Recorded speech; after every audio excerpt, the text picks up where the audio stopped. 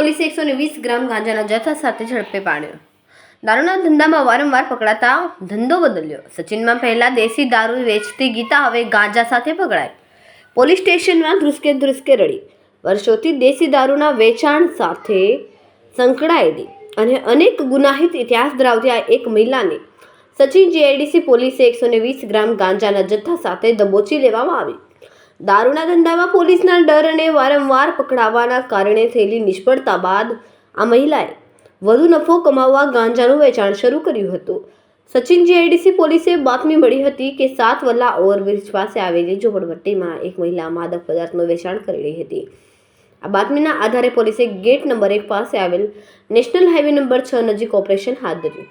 મહિલાના મકાનના મુખ્ય દરવાજા પાસે આવેલા કાચા રસ્તા પરથી પોલીસે ગીતા ઉર્ફ શાંતિ જયરામ શાહુને અટકાવી હતી. તેની તપાસ કરતા તેની પાસેથી નશીલા પદાર્થ ગાંજાનો જથ્થો મળી આવ્યો. પકડાયેલા આરોપી ગીતા શાહુ વર્ષોથી સચિન વિસ્તારમાં દેશી દારૂના કાળા કારોબારમાં સક્રિય હતી.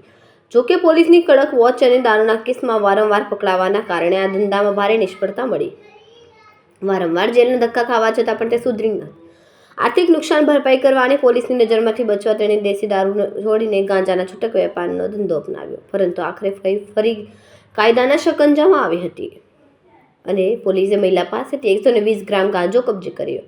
કેમેરામેન હર્ષદ પાટીલ સાથે સુનિલ પાટીલ, સમય મીડિયા ન્યૂઝ, સુરત.